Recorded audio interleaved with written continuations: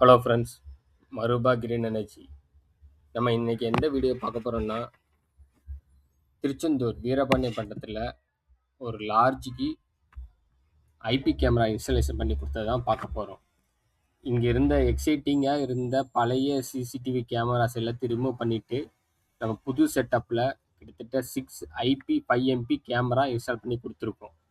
இதில் வந்து பார்த்தீங்கன்னா NVR 10 சேனல் NVR போட்டிருக்கோம்.